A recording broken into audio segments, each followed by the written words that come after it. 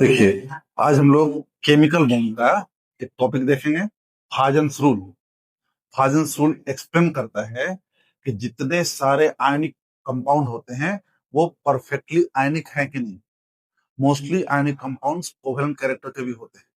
तो आखिर ionic compound का कोवेलेंस हम कैसे तय करेंगे, इसके लिए फाजन, इसका पूरा नाम है केजिमर्ज फाजन 1923।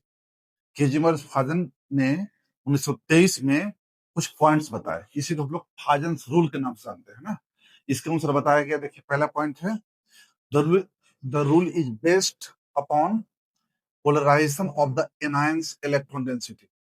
एनायन के इलेक्ट्रॉन घनत्व जितना अधिक होगा उस पर डिपेंड करेगा ये कोवेलेंसी कैरेक्टर।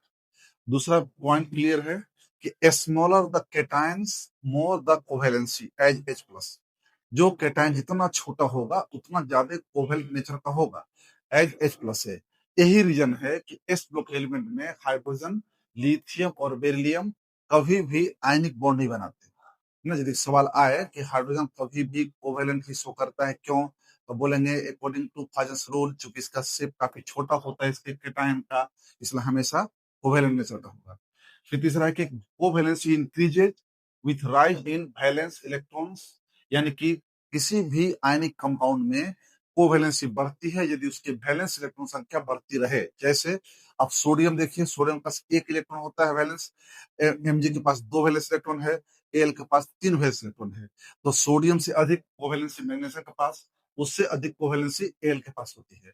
यानी कि किसी भी मेटल में यदि नंबर ऑफ वैलेंस इलेक्ट्रॉन बढ़ेंगे तो कोवेलेंसी बढ़ेगी। अगला पॉइंट है कि covalency increases with rise in oxidation number.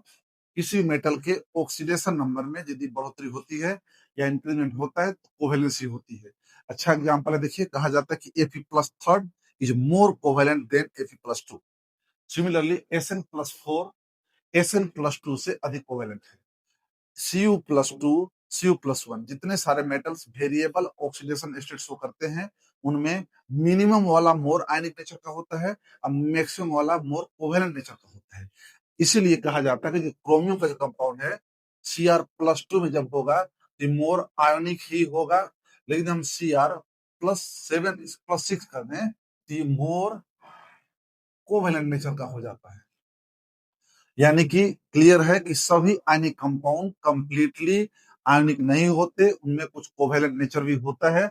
इस कोवेलेंट नेचर को एक्सप्लेन करने के लिए जो रूल दिया गया केजिमर्ज फाजन के द्वारा 1923 में, इसी को फाजन रूल कहते हैं।